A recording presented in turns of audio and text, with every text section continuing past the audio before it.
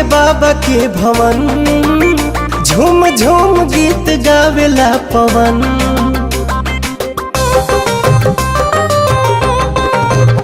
ओम नमः शिवाय के भजे, महादेव से ही खुश रहे मन।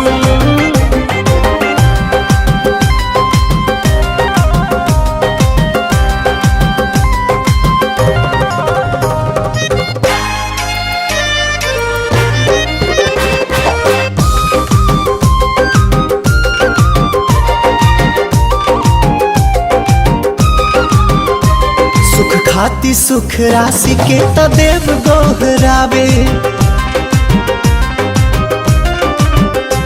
महाकाल अविनाशी के त जय जय मनावे। जब पड़ेला जो खेर सब शरण में आवे, सब शरण में आवे।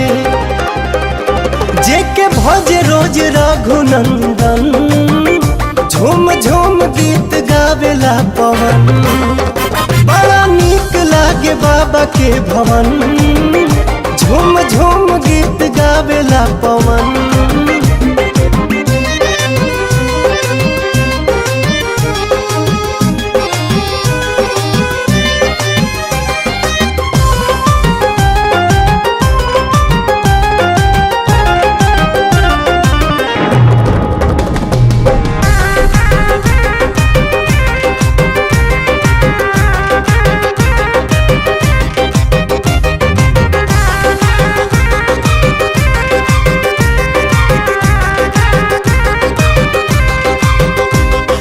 हारी मदहारी हमें भोले त्रिपुरारी,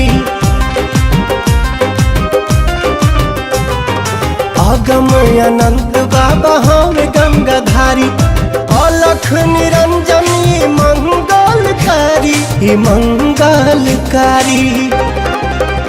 देखी तर से मतलबी नयन, झूम झूम गीत गावेला पवन। हो बड़ा नीक लागे बाबा के भवन, झूम झूम गीत गावेला पवन।